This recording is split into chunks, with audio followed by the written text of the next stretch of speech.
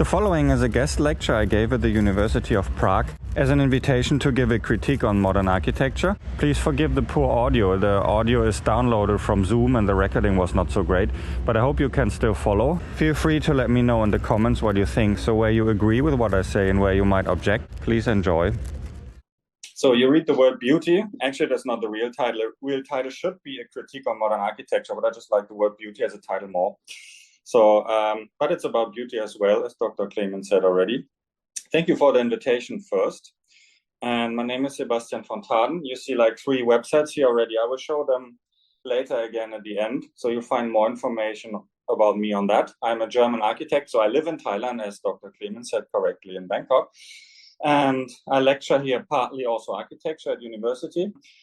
But I think you found me via my YouTube channel, which is also linked on the first website. And I studied in Hamburg. I'm from Hamburg, north of Germany, and also at the ETH in Switzerland. So I got actually quite a, let's say, good education, I would say, in modern architecture, and I think I understand it quite well. Nevertheless, I was always interested in pre-modern architecture, let's say, since I was a teenager. Since I was like 12, 13 years, I like already classicistic villas, and I wanted to learn more about it. Unfortunately, architecture faculties do not teach that, as all of you might know. So even when you ask the professors to teach you, professors actually cannot teach that, or if they could, they don't want to, because they only teach like contemporary. So I took a long way to teach that all by myself, the rules of classical architecture.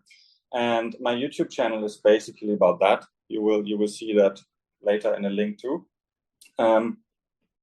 And I was surprised what a resonance it got. So I got like quite many comments on every video, and many of the viewers. My channel has now only a bit more than 3,000 subscribers, so not so much, but quite many contact me also via email. The email is linked on YouTube, and ask me more about that. So there's resonance of interest in classical architecture. That means like pre-modern architecture.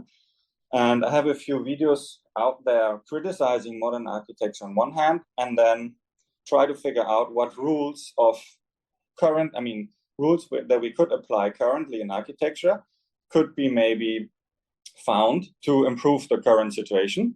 And then there are also more videos about architecture history and about about like discovering the rules of pre-modern, let's say, / classical architecture. So in this lecture here that you see, I found I listed like 5 chapters. I will speed up a bit now because we're already a bit late. So we have to explain loud how modern architecture emerged to understand the current situation. And then I will shortly summarize a critique what I think is basically sometimes thinking mistakes or logical errors in modern architecture. And we will look on a short suggestion how to build better, so how to improve the current situation.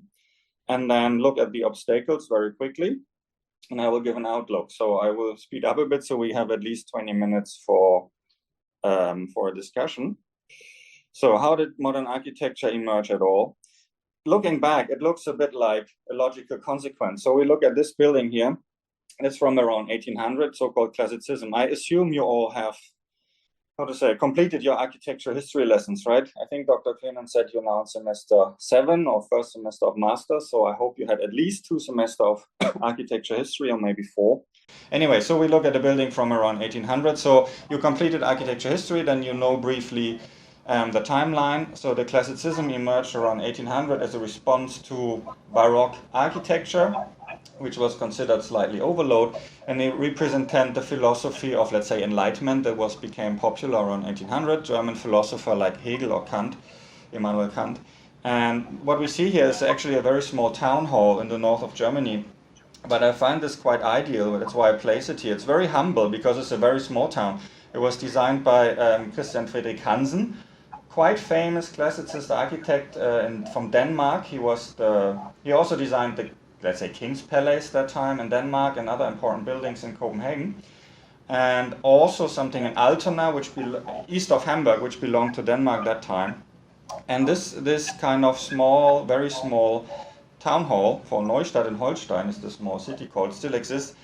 is quite ideal for classicism. So it incorporates all elements, I think, that classical architecture has, but it has nearly no ornament, as you can see. Maybe I can explain this building later more. And I think it's a quite good example of the architecture around 1800. It's very humble, it's very reduced. You see the entablature on top of the column, right? It's basically only indicated by a very thin line. It's not even, it doesn't have a frieze zone, it's just this very pure entablature. And then these kind of, yeah, it's a bit freestyle column that, yeah, it's typical around 1800 to freestyle them. They're a bit a mixture of Greek Doric columns, but without, and Tuscan order. So it's an invention, like a freestyle one. An ornament you can only see here under the windows on the sides, and even here the ornament has a function, right? I can explain that later further. So it doesn't have many ornament, because people talking about classical architecture, they usually mean the ornament. Oh, it has so many ornament, but it's not relevant, so that's why I show this building. And then they're talking about symmetry. Okay, this building is symmetrical, but even that's not necessary. So there are other underlying rules in classical architecture, what my whole studies is about, and this lecture too, which I lay out in a YouTube video that I show later how the title looks like. So that's a time around 1800, but for some reason people got a bit bored of that. That's another work from the same architect in Hamburg, a representative, sorry, I think it's Lübeck, not Hamburg. It's near Hamburg. It's a representative private house, and you see it's very pure and reduced. It has nearly no ornament, and it has the only emphasis just around the door. So the door is emphasized by, it's more elaborated in architectural styles and more fine, as you can see. It has a quite, also here we have just a architrave, no frieze zone. Very reduced, something like a Tuscan columns on the side as a pilaster. And the walls are basically plain. So it's already pretty modern, you could say, around 1800. But the broad public, the broad civilization, found that a bit boring. So and there the whole drama starts, in my opinion, because then architects chose to, how to say, revive, as you learned probably in your history class already, styles like the Renaissance, also the Baroque. They built neo-Gothic buildings, a few. Here we have a common 19th century apartment building with shops on the ground floor. And you see it's getting more rich, or maybe you could say even overload. So the underlying grammar that we see in this building, is still existing. The underlying grammar of classical architecture, which modern architecture then abandoned, which I criticize, is still existing in this building, but it's kind of put another layer over it of decoration and make it more, let's say, lovely. And obviously it's sustained. So the classicism that I just showed lasted, let's say, until 1920s or 30s, and then it started in the 1940s to go in this direction. In I'm talking about 80s, 70s and 80s, 1870s until 1890s, it looked already quite, you could say, overload. So here's the opera building, very representative. Or here it's getting even, this building is quite famous. I think it's still like beautiful. Nowadays people love it, they want to live there, they don't want to live in the plain boxes.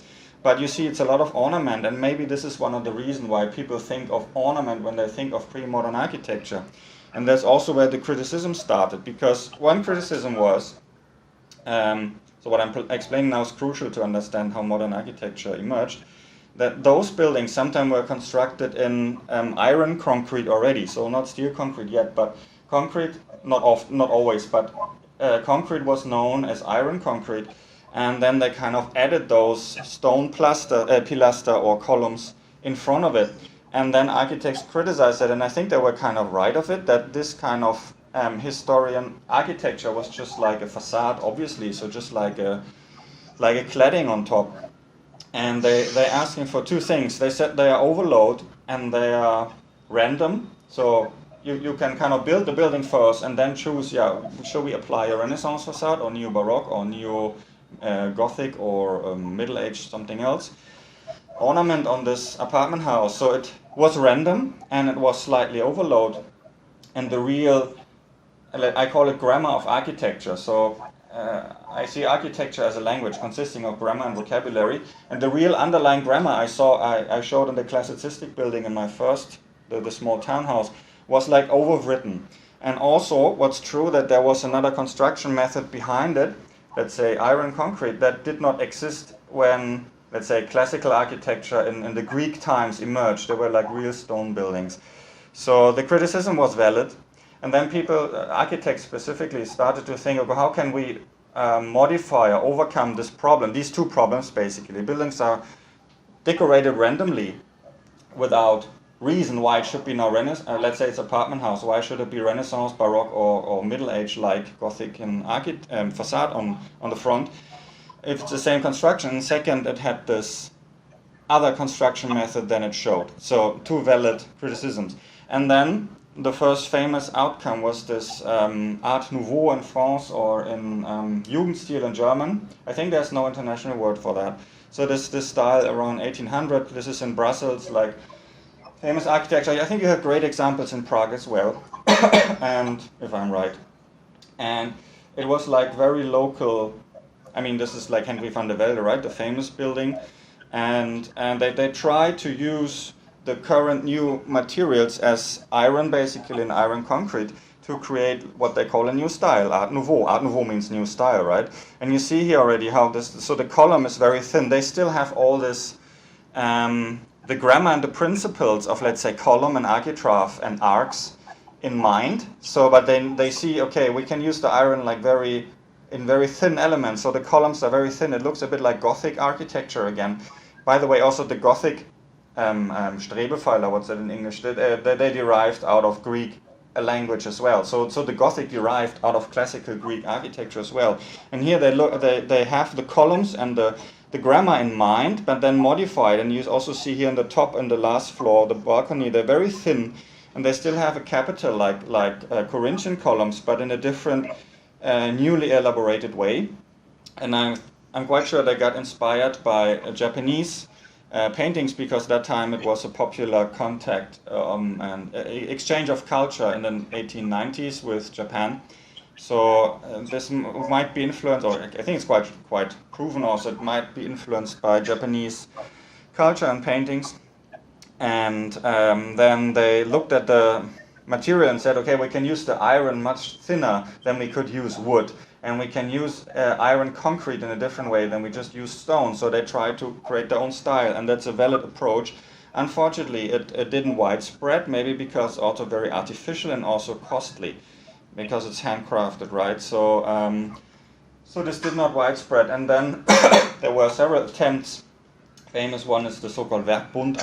I'm sure you learned about this too. Werkbund, founded in Germany. Then there's another dependance in Austria, and I think Switzerland too later. They are talking about material honesty. Then there are these texts criticizing dishonesty and call them immoral. For example, like Adolf Loos. So these texts are a very good example. But he's also a very interesting person in general. So I love his texts. They have a nice writing style, and they're very polemic. And he criticized, he also said ornament is a crime. And he criticized, so that text is from him and others, where he criticized it, but looking down from a very, I think, Oscar Wilde-like décadence, dandy perspective. So it's totally not what modernist architecture was later. But anyway, it was like a start around 1800. I think he wrote this text in the 1880s. I don't remember. It was like a series in the local newspaper in Vienna, right, of texts before he even built, I think, as architect. And anyway, so the criticism was valid, and then you know the outcome. So this box is World Heritage now. I find it quite remarkable. It's a World Heritage, and this I don't know. Most of the people would still not find that very beautiful, although it's more than 100 years old.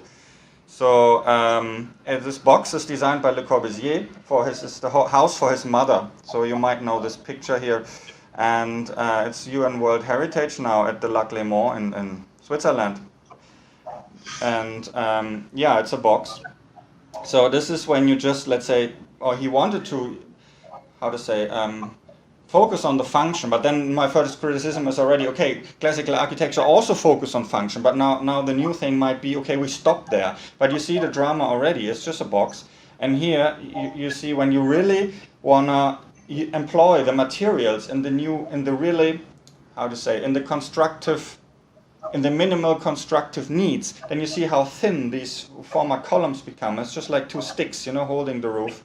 And also the balustrade is just sticks. So it feels too thin. And even Le Corbusier later, he modified already very soon, so the Villa Savoy and other famous buildings, they have already thicker columns, although they do not need to be so thick. So this is the bare minimum of the constructive needs if you employ, I think this is already steel.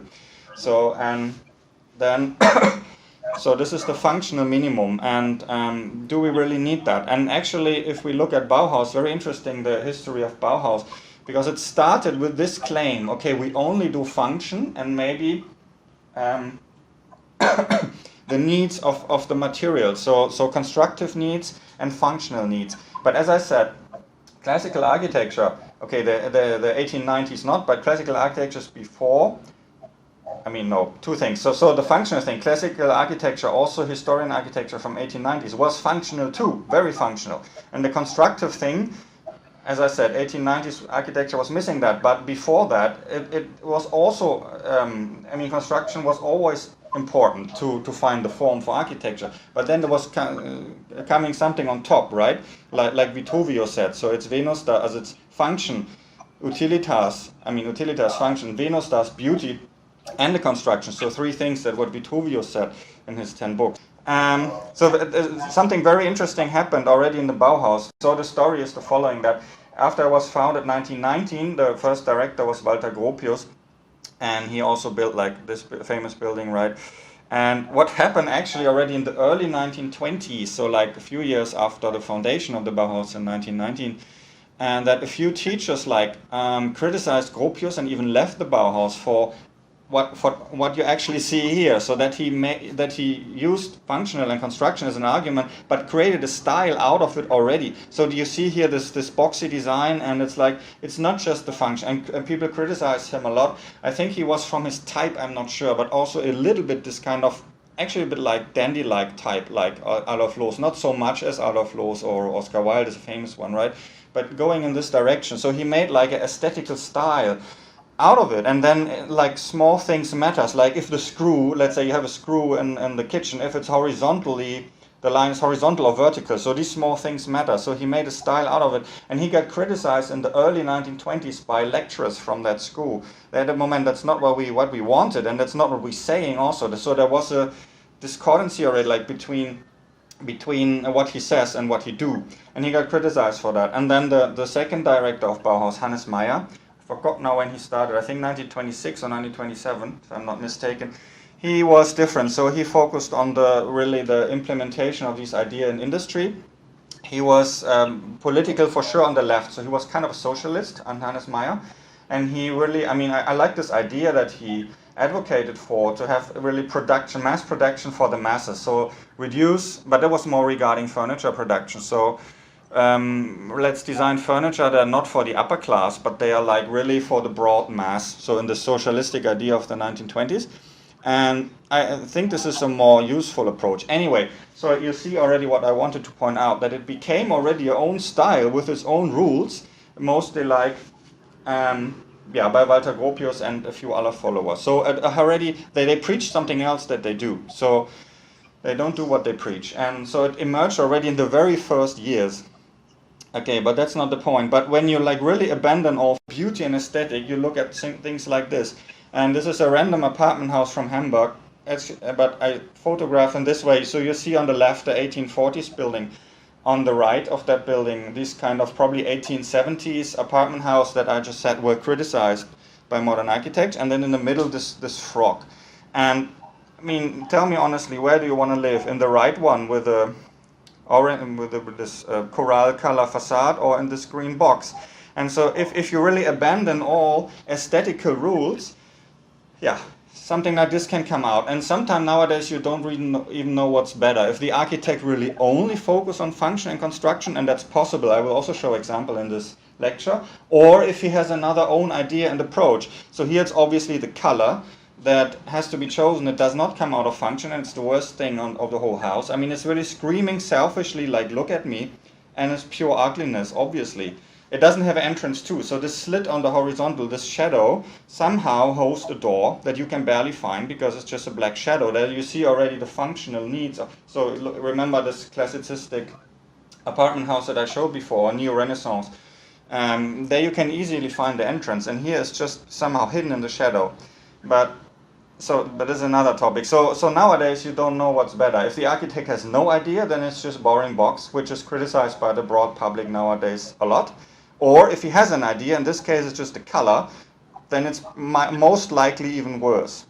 So, and this is one of the examples when there's no idea. So that's a random school, but yeah, it's just a box. So the only aesthetical choice was probably this black brick facade or brick imitate facade. So that's the only aesthetical choice. Otherwise, it's really just the box and windows where you need windows. So this is if you reduce to function. But is this like the cultural production that we want to like produce in the 21st century? This is a quite new school building, and that has many like that. I think all of you will know that. So this is if the architect has no idea. Or this is like a mixture. Again, a public building and I mean, yeah, I'm sorry, it hosts like shops and physician practices on top, like doctor house, and this happens if an architect has an idea. So here he has a lot of ideas. I mean, this is so extremely selfish, and yeah, then we come already to the next point that all these creative creations from architects doesn't match together. So this could be sorted in probably 1980s deconstructivistic ideas, but exercising them so selfishly in a probably intact neighborhood of living houses. So this house is not alone on the green lawn, right? You see a house on the right, and there will probably be a lot apartment or living house around that one. Is extremely self-centered, and probably the architect is very self-confident about his idea.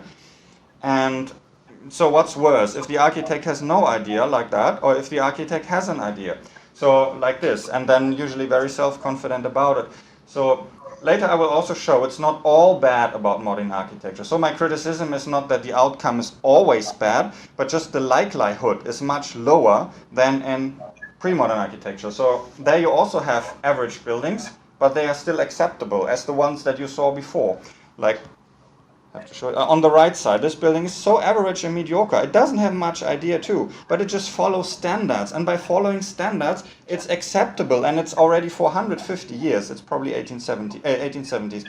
For 150 years, people want to live there. It's appropriate. It's okay. It's not creative at all. It's not a great artwork, but it can stay there 150 years, and people want to live in it because of what I call the underlying grammar and vocabulary of classical architecture. And this building intentionally want to abandon it. So they want to show, I do not care about rules, I do my own idea. So that's why the question, what's worse, no idea or idea? You can choose it.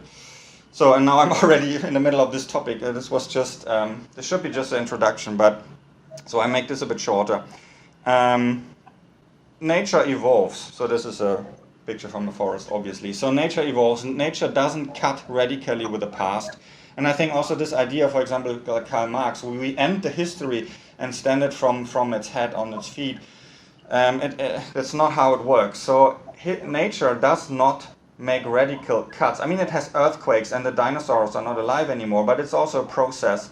And the nature evolves, and actually what we can call wisdom is learning from experience in the past plus knowledge. So wisdom is knowledge plus experience. And the nature is an outcome of thousands and millions of years of evolution, and architecture should be the same. So that's my opinion. You shouldn't cut radically with the past. And there where you do, for example, here in music, you might know that too.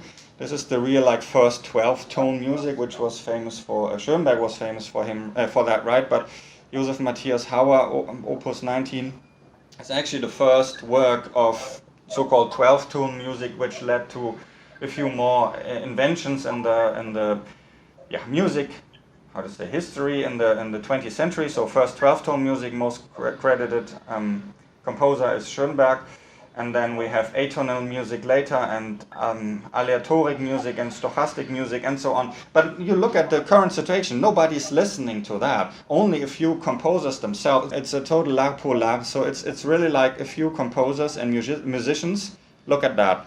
And maybe a few like desperate housewives in their 50s, but no, the broad public listen to Britney Spears or what are they called, Taylor Swift, and not to that, and that has a reason. So this is the idea to abandon all rules in music. So in this case, so-called classical, but it's not classical. So Schoenberg and post-Schoenberg compositions. And here you have a teapot. It's just like one of these hilarious examples from Bauhaus, where you see already how it became an own style, and it has to be like that. It's very rigid. And the most hilarious thing is that these teapots do not work. So the water is dripping out in the front. So the functionalism, that's why I put this example, is less functional than the previous designs were. This as well. And when you look at that, that's a bit cliche-like boring grandmother teapot or coffee pot. But when you look at that, everything you see, except maybe even the painting, which is kind of the ornament, has a function too. So you see the deep, I don't know how to call it, belly or something. So the T is like deeper in the whole shape than, for example, no, this is similar, but for example here. And that pulls it down. And then you see the curve in the, I don't know the English term for that, but where the coffee or tea comes out. So this curve makes that it's not dripping. And also here, this the front of on the right side is, this makes that the coffee or tea does not drip out.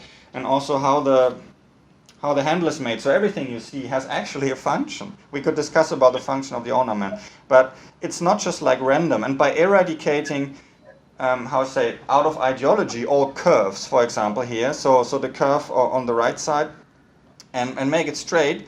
Here the tea is dripping, and you see there's a very okay. Anyway, so it's less functional than the pre-modern version. So that's what I want to point out. And then the flat roofs. This is a very hilarious thing. I made another YouTube video about why the 5 points of Le Corbusier that you see here incorporated idly in the Villa Savoye from 1929 that you most likely know. They are all, I don't say they are garbage, but first of all, they're not from him. And second, they were there before as well. But I made another video about this, why the 5 points of Le Corbusier are nonsense. Anyway, let's talk about the flat roof. So he advocated, and also this is the thing, like, except ornament and symmetry that's often pointed out on modern architecture, the flat roof.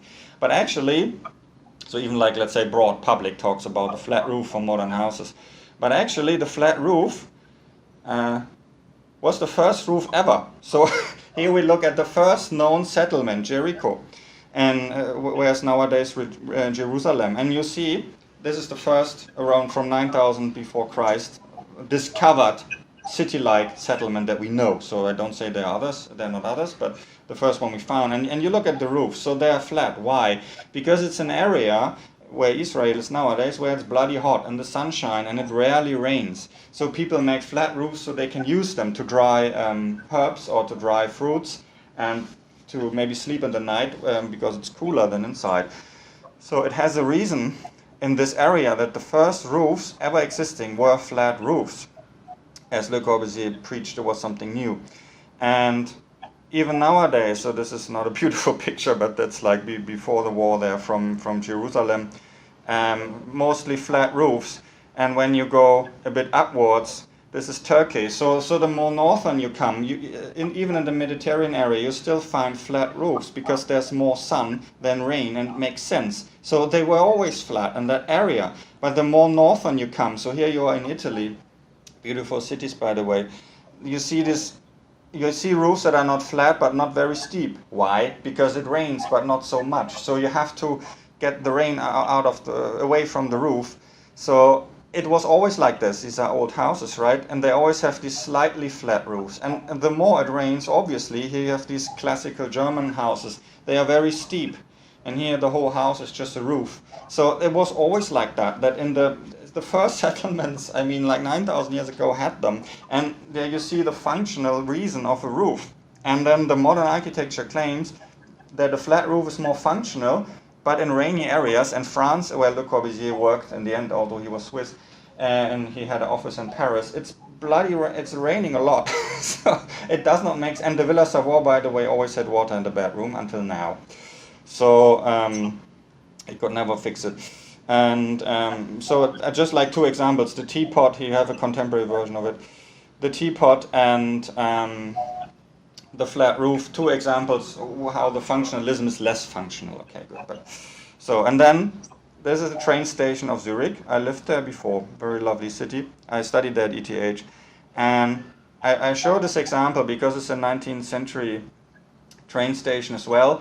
And this is just an example how in the 19th century, so many new typologies emerged, right? Hospitals, there were more hospitals built, schools, universities, and here even like train stations, a totally new typology. And they were all able to be covered with the current pre-modern classical architecture. So it was possible. You could cover all military bases, airports even, any kind of architecture you could cover with this very flexible set of rules. And if you look at that building, it's not a beautiful photo, but you will see that works even better than contemporary versions, because the large arc, obviously inspired by Arc de Triomphe, like in Rome, the Triumph Arc from classical Roman architecture. The entrance cannot be more easy to find. So you know where to go in, and when you rush to the train station, you have not much time to search. And the entrance is very easy to find. And it's clearly the center of the building. It gives the building a face, which is also a function, by the way. Representation is a function. And giving the building a face and an address is a function that's totally overlooked by modern architecture. So here you see already, entrance is very easy to find. And if you look at, this is like 19th century Altona in east of Hamburg train station, and it was replaced by that. So this one claims to be only function, but it's basically, the other one is also function, but this is now function plus ugliness. And you can find the entrance much worse. You even don't know where the entrance is. You're rushing to the train station, you're very late, you want to catch your train to Prague, for example, and then you just don't find the bloody entrance. And I've been there many times, and it's really difficult to find. And even inside, you cannot orientate yourself, because these buildings, this one, clear entrance 2, and also that, have clear accesses. Pre-modern architecture employ accesses. Modern architecture abandoned them because of ideology, because they found it too hierarchical accesses, and also hierarchies in total. So they abandoned those vocabularies and grammar of pre-modern architecture because of ideology. And if you look at that building, it works better having an axis. You say you come in and there's the axis. On the left, on the right are shops, and then you walk straight forward to the train. And there's another horizontal axis crossing where you find the track that you want to enter the train. So the organization works much better in this Zurich train station than in this contemporary Altona Bahnhof. That's East Hamburg. A large train station in East Hamburg. So, sorry, I speak too fast again. Yeah, pretty upset about that. I mean, so obvious. It has a few decoration elements, right? Obviously. And we can talk about how function ornament is. I think there's also function about that. But that's not even needed. It's on top, let's say. But the whole grammar and vocabulary I'm talking about is employed here. It has the arc. And as an easy-to-find entrance, it has accesses, it has symmetries, and so on. And in the end, this is more functional, that's what I mean, than, for example, that. So, I try to speed up a bit. This is a school. Why did I put the school? And this is a contemporary school. I know I don't remember why I put two schools here, just anyway.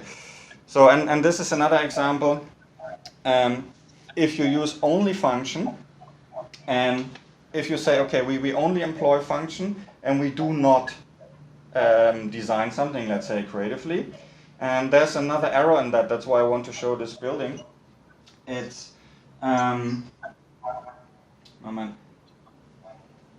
it's the stance that beauty, or this recognition, beauty is not objective.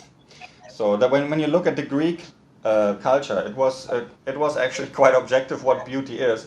And then the modern architects, or let's say 1920s, the argument the whole 20th century through was like that. Even for this contemporary music that are shown, Schoenberg and post-Schoenberg music, is okay, yeah, but there are some people who may like that. So there are some people who think that's beautiful. And okay, that's not like objective. Okay, but I'm saying, okay, there are some people. But just because there are some people who like that, it doesn't mean that the majority prefers that. So this is like... this is first of all a general error, because democracy means you should build for the broad mass, for the majority, and not for a few people who might like that as well. And then there's the other problem, so this is one. And the other logical error is like, that's even worse. That's about, now I can get upset again. If you think of art like Joseph Beuys or something. So this is the idea. Okay, let me explain that. So this is like looking in history, and you see that taste change. So for example, there's this idea always in Baroque times, people had nothing to eat, and then they prefer like fat women basically, or opulent women with a big body, basically fat women. And they say, see, a change. But that doesn't mean in the opposite, you can produce every ugliness, and over time people will get used to it. So this is the large error. It does not mean, and you have this problem in contemporary arts, and I'm very, how to say, I know quite well about contemporary art situation. I've been a lot in galleries in Hamburg and Berlin, and I understand and can assess contemporary art production. I'm quite diligent in that actually. But I would still say the overall idea of also contemporary artists in art universities in Germany, find your own style, and it can be ugly. After a while, people will get used to that. But it does not mean just because taste change over time that you can produce every ugliness, and that means people get used to it over time and will like it later. So this is it's just an error, and these two errors together, that as I said, democracy means building for the majority and not for a few people who may like that. This is still the chain of argumentation nowadays, 100 years after Bauhaus, from architecture critics and newspapers in Germany, which I'm reading, and magazines, and also got like repeated by the broad public, like, oh, you don't really like beauties in the eye of the beholder or something like that. What a nonsense. So now I said two logical errors, and they are still repeated 100 years after they came up. That makes me really upset. So another point, this is now the main point, and then I try to, it's already quarter to 6 here. I'm looking on the time. So the main problem, my criticism about modern art, or let's say contemporary architecture, is not that it's always ugly. I think there are good contemporary architectures. I'm going to show a few soon. But it's just like, let's say, maximum 1% of the built volume. For example, I did my internship that time in David Chipperfield Architects in Berlin.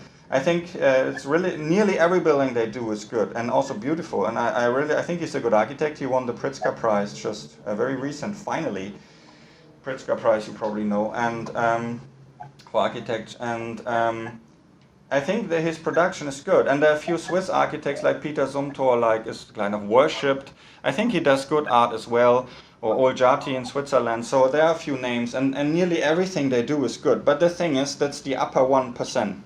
So, and now the interesting thing is, when you look at that building, it's another apartment house from Hamburg, it's extremely random. It has even mistakes, it has errors. When you look, for example, how the basement entrance on the very left, it sits just very under the window of the first floor. You see, there's no, so it has design errors, and also how the pilaster of the gate, the arc gate, hits the second floor. It's even like, it's also an error. So it has design errors, but nobody ever recognizes it. Why? Because it's incorporated in this, what I call grammar of architecture.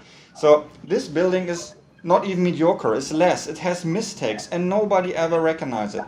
And this building does not have mistakes, it's just average. So the point is, my theory, that throughout centuries there had always been very good architects in classical and also modern architects. For example, I think Le Corbusier was a good architect, by the way, although, yeah, he's the head figure of modern architecture, which I'm criticizing, but I criticize modern architecture, but I think Le Corbusier was a good architect. Then I mentioned David Chipperfield, Valerio Olgiati, and so on.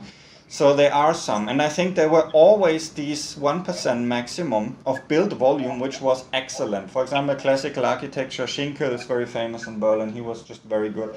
Then these French architects like Ledoux or Boulez, you probably learn around 1800, they are very good. And this was always like that and is still the case. But now the point is, 99%, or let's say 60% of the built volume is mediocre, like that. It's just not very good and not bad. And then there's these 40% where the architect don't understand very well what he's doing. And even this is below mediocrity, it's worse. It has errors, but it's in the pre-modern architecture. This is incorporated in this, what I call timeless grammar of architecture. So that means there are these rules, and since this building has a base, it has an upper closure, it has symmetries, it has axes, it has groups, it has easy to find entrances, and so on. So it has all these grammars. It has a physicality, because it's a plaster facade with windows as holes. So because it uses this classical grammar, which I'm advocating for, it's not ugly. the broad public will not see these errors. They even, like, as I said, integrated in this broad language of architecture. And yeah, I like to compare it with language, because if you abandon all rules from a language, grammar and vocabulary, you can still write good text, but it's much more difficult. And it's possible. And the outcome is the few 1% that I mentioned, David Chipperfield and Al-Jati and so on. They are able to, after the abandonment of all rules, which happened in the 1920s, Bauhaus time, not just Bauhaus, but the whole time, early modern architecture, they are still able to write good text, Chipperfield, Al-Jati. But it's this 1% that always existed, and the rest is lost with something like this. So, or you can also show newer buildings. This is from 1950s, but the new ones is the same problem. So these 99%, which are either mediocre or bad, that really hurts. So the bad ones really hurt. I showed this pseudo deconstructivistic family house before, right? So this wants to be great, but it's disaster. And this is just mediocre, and it really hurts. So that's why I'm calling for these, what I call timeless grammar and vocabulary of architecture. And the question of what that is, that will be chapter 3 of my speech today. I'm trying to close in 10 minutes. I want to give space for discussion and feedback. But I think you got my point. So I don't want to go back to ornament. I don't want to go back in the past at all. But I just recognize, looking on the outcome, that the city of the 19th century, like this building, for example, is part of, the city of the 19th century worked. It created pleasant buildings that even nowadays, more than 100 years ago, people want to live in. So it just had a good outcome. Judging on the outcome, even buildings with errors like this one, or mediocre buildings that all fit together, and it create an urban environment that people wanted to live in and still want to live in. And modernity is, let's say, the abandonment of all rules for the sake of, I don't know what, ideology. It just didn't produce a good outcome. And last but not least, even when you have good buildings, they do not usually they do not match together. Different style from 60s to 70s to 80s, the buildings do not match together. It's just very self-centered design of modern architecture, so-called modern architecture. Because if you abandon all rules, everyone talks its own language, and nobody can understand each other. It's the Babylonian problem, and that's what happened currently. So I try to continue and speed up a bit. This again. So, and then you have, now it's getting worse. So then you have very creative people like this, and they want to overcome this totally boring situation of, let's say, having no idea. And then they want to find a style for the time, and they think, now we have internet and maybe have like 4G, how can that look like? And then they become very artistic, and that's the outcome. So this is, most of the broad public will find this extremely ugly, and most of the public will find it disgusting, and also it's for sure not timeless. Even if you can find something, let's say, interesting in it, it doesn't have a physicality. It's not really a building, it's more a design object. That's the next topic. And what I want to say, and it's for sure not timeless. So the current situation is actually modified already. So you could separate it in like different sections, of course, like early modern architecture in 10s and 20s until Second World War, and then the 50s and 60s as the most desperate version probably. And nowadays, so this is what strikes me so much, architects still say, okay, we follow function, but they don't. They create actually design objects. And when you look at here, sorry, now comes Chippy already. When you look at Zaha Hadid architecture, now I have to go forward a bit. Zaha Hadid architecture, I mean, I kind of like the aesthetics. I think it's a nice aesthetic in my opinion, but it has nothing to do with architecture anymore, and it does not meet any of these arguments, which are actually the original arguments. This is extremely costly. It's extremely outstanding. It costs much more than every ornamented building. You could build a Baroque palace, it would be cheaper than that. It's not functional at all. Besides that, you cannot find the entrance. These rounded shapes, you can't even put your shelf on the wall. It's like not functional at all. And it's also, it doesn't follow any of these rules. And I think the main error, for example, Gehry is the same. I don't hate it. I like the aesthetics of, for example, this building, but they see it as product design. And this is really what strikes me so much. This is also taught in universities. I don't know about in Prague, but in Germany for sure, that it's taught to see the building as a design object. And then they say you need a concept maybe and an idea and develop everything from that. But actually, they see it as product design. So Zaha Hadid also does product design. I have a few of her items in Germany, like kitchenware, and I think they're really nice. I like them. I like the style, but architecture is not product design for several reasons. One is the scale, one is the functionality, and another one is again this urban context. So it really strikes me. It's just like here it's in the middle of nowhere. Okay, that's acceptable. But if it's in downtown, it's so extremely egomaniac. And so, but what I want to point out, they do not follow their own things they say. So this is not functional. It doesn't follow. It's against the constructional logic of steel concrete. It's very hard to build. It's bloody expensive, and it does not work. And in the end, it does for sure not create a proper urban environment which people want to live in.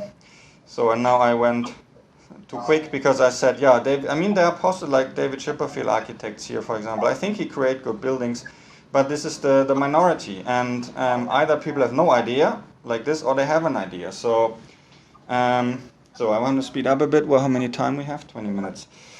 How to build better. Yeah, that's good now that I make this so short, because I created 18 points how to build better, what I call the timeless grammar and vocabulary of architecture, and I incorporated that in this video, and I'm not going to repeat all that here, it takes too long. So you can look at my YouTube channel. I will show the link again soon. And so this is my suggestion. It's 40 minutes long. What actually elements are what I call grammar and vocabulary of timeless architecture, which I think is necessary, especially in the urban environment, to build something that buildings simply match together. If they just match together from different styles, and if they have the aim to be timeless and not like fashion meeting the current year, and also not like expressing the ego or the great idea of the architect, or even the brand of the architect, like Zaha Hadid. So not this, but just seeing architecture as a service to serve, of course, the people who use it, but also the people who encounter the building every day by passing by. So this is just a humbleness that's required. And I think to exercise that, we need an agreement of what, yeah, same like in public, in a society. You do not, you act out certain rules and behavior patterns in social environment. So it happens also in the social environment, and it should happen in architecture as well. I call this grammar and vocabulary of architecture. You want to say something at this point, or should I go on? I feel hear some noise, and that's why I'm asking. Or should I? Sorry? You can go on. Yeah, okay. I don't get feedback because I don't see you. That's okay. So what I'm saying, I compressed in this video what I think a grammar and vocabulary of architecture can be, and you can find this on my channel. I linked the name later, and there are more videos about basically my opinion, and there are more like, how to say, more rules about it. For example, the video on the top right you see here is a talk with Dr. Salinger, also a professor from Texas, and he researched more, how to say, linked to this video is a research paper on ResearchGate, which is very extensive. I think there are 300 references in it about researching how, let's say, contemporary people like or appreciate, what kind of architecture they appreciate and what they do not like about modern architecture. And it actually really makes you sick, as the title here suggests.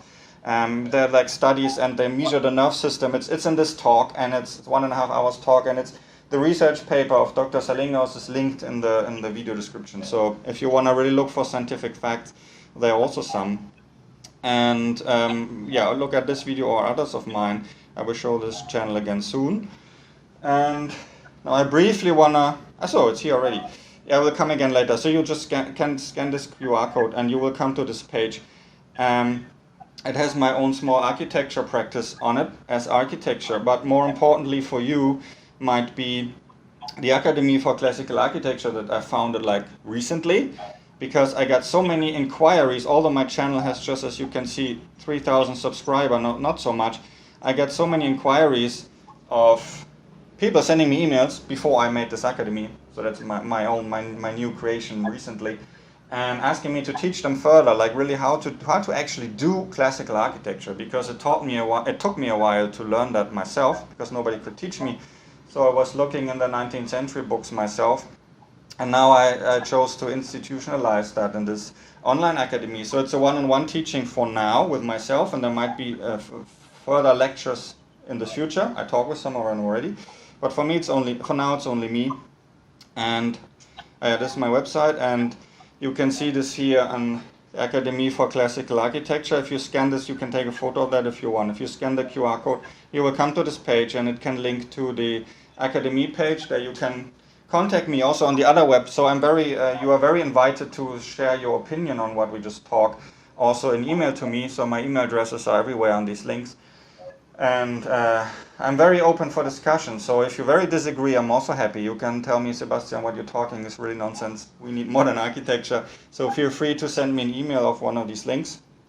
Or if you want to learn more, yeah, scan this QR code. And the academy is very new, and I got already too many students than I expected. But I have like two seats left, so that I could like teach currently. So now we have the obstacles. So what are the problems? Why we're not built like that? So I think the answer is most likely ideology, because the Bauhaus, they had their arguments, and it's mainly based on morality. So this is like cheaper, and it's so they have moral arguments for that. And I think moral arguments in general are very strong and difficult to counter them. And I think the history did the Bauhaus school a favor, because actually when you look at the late 1920s already, for example, a very important competition, I do not show this here, I should have entered the pictures, is the competition of the nowadays UN Central, United Nations Central in Switzerland, in Geneva. And this competition also Le Corbusier took a part, and this is the reason why he emigrated Switzerland in the end to France.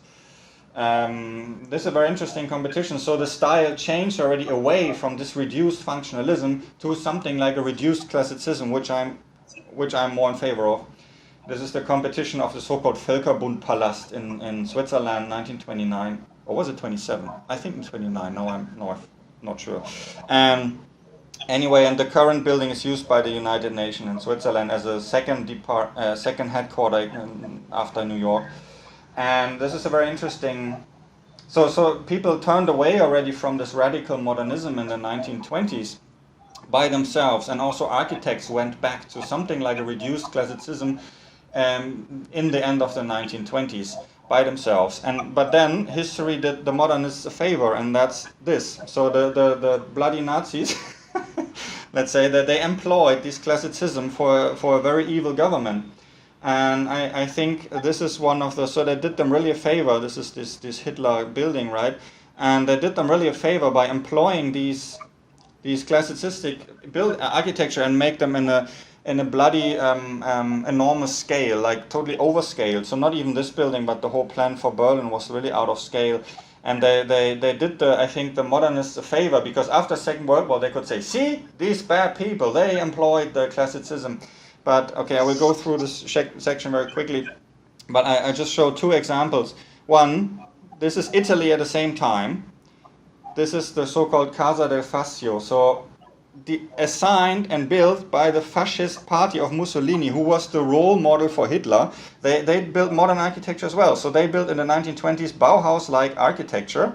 So this kindergarten is 1926 or 7. Mussolini started his regime, I think, 1922. So this was built under Mussolini, and this is the representative quarter of Casa del Fascio, of the fascist party of Benito Mussolini, the dictator of Italy at that time, who was a role model for Hitler. And they built modernist, obviously. So how can anyone oversee that after the Second World War, saying, yeah, modernists were the good, and yes, the Bauhaus was indirectly closed by the Nazis, indirectly, 1933, but the Nazis employed this very reduced form of classicism, which was common at the time. But then at the same time, the other dictator in Italy, who was the role model for Hitler, I want to emphasize that, Mussolini, built modernists. So, I mean, how can that be? So, and then one more point, and also the classicism itself, which is then criticized because of this, I think, Nazi problem. I mean, the root of democracy is Greek architecture.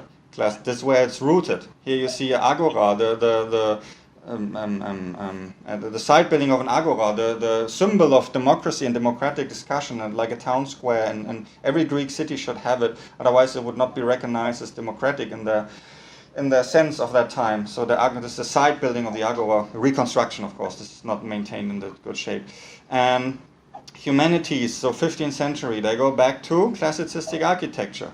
Then, of course, the mentioned philosophy of enlightenment, Immanuel Kant. Democracy at its peak, like the French Revolution, so happened around 1800 or a bit before that. So they went back to classicism. So the classicism is, first of all, it's not guilty, and second, it's if any. So I would say it's not guilty anyway, but if any, it's the expression of democracy and free and thinking, the ability of people to think freely and critically. This is around 1800 classicism in France. Built under the monarchy, I have to say. This is Ledoux, the architects call Ledoux, but still, it expresses the ideas of the time around 1800, philosophy of enlightenment, and so I couldn't resist to put that great building in. That's also Ledoux, around 1800, French architect. And then, of course, America. So I mean, the capital is like. They employed the classicism, looking back to Greek architecture as their state architecture to represent democracy as such. So America, United States, is the oldest still existing democracy on earth, right? And the federal buildings were always, through all times, built in this classicistic style because they refer back to Greek. So I said, so my stance is architecture, you shouldn't talk with morality on it, it's not fair, because a building is innocent, it's just a collection, it's a collection of stones. Although it's erected by architects and under certain governments, that's correct. But the building itself lasts many generations, hundreds of years, and I think buildings are innocent. And if you want to link any, let's say, moral story to classicism or columns and architraves, then it's what I just shown. So Greek classicism, Renaissance, humanism, Enlightenment philosophy around 1800, and the American democracy. So it's not fascistic. That's what I want to say. Yeah, and I end with a hilarious thing at the end. So I want to say if a Nazi architecture, fascistic, very conservative, right, employs classicism. So this is communism. Then communism is the neo-Renaissance, right? So this is university in Moscow built under Stalin. So is this communism? So is communism neo-Renaissance? I mean, it's get absurd, right? So that's why I'm showing that. It's like ridiculous. Anyway, so this just this, but people always say that the column is Nazi or 90-degree angle is fascistic. No, it's not, in my opinion. So an outlook. What do we do now? So I'm not saying you should do exactly what I'm suggesting, but I'm suggesting that abandoning all rules in modern architecture, what modern architecture did not lead to a good outcome factually. In the end, different buildings do not match together. They are either selfishly designed, as you saw, and sometimes can be good, and most likely are not. And I think we need what I call a common grammar and language of vocabulary as an understanding of acting in public, because the building architecture is a public matter. The building stands in public, and it's surrounded by other buildings. And then always comes this, for example, a good example is this building, this opinion of diversity. We say now the society is diverse. Yes, it is. But when you look, for example, even people from different cultural background in different cities, different ethnicities, different religion, different everything, they still act in proper manners in the public. If you look at that, when you sit alone in your living room on the couch, you may sit there in underwear and throw the popcorn through your whole room. But you wouldn't do this in a restaurant, and everyone wouldn't do that. And why? So I mean, there's still social and has always been social rules. They might change, but there's a basic set of rules. And for example, this diversity argument, I mean, I love freedom of speech and freedom of ideas a lot. And I live as a German in Bangkok, so Bangkok is very multicultural too. Here we have a lot of Myanmar, Chinese, whatever, people from different background, but we still all behave in an appropriate way in public. We do not pee on the street. We do not, do inappropriate things in public. We behave different in public than in our private rooms, and everyone does so in a diverse world in New York, Bangkok, or Hamburg, or Prague. So, and that's what I'm asking for, like rules, because architecture is a social matter. It's not about the selfish idea of the architect and about the genius of the architect, and it's really there to serve the public. and to serve the users and also the people who pass by and encounter it every day. In the end, it's a part of the city or an urban environment. So what I'm asking for is kind of social basic rules as grammar and vocabulary, I'm calling it. And I'm suggesting in that YouTube video that I showed which grammars which rules this could be, like social rules of architecture, let's say. And I think we need that. So you can think about it, and you can write me your opinion in email. You're very invited to object if you hate what I'm saying, or you might agree partly, or you have a totally different idea. I'm very happy. It doesn't need to look like I showed on my own works, but I think it's not the outcome of 120 years modernism is just not good. That's it. And if we evaluate the end, 19th century produced environments people want to live in and still want to live in, and let's say postmodern. So let's say everything from early modernism onwards until now, they don't. So and one more thing, the sentence facts tell, stories sell. So I think modernism had a very good story. That's why they can survive until now. And I think we need a new story. So that's the call for you as young students or coming architects. I think we should not just talk about arguments as I now did. We need a new story. What the new story for architecture can be.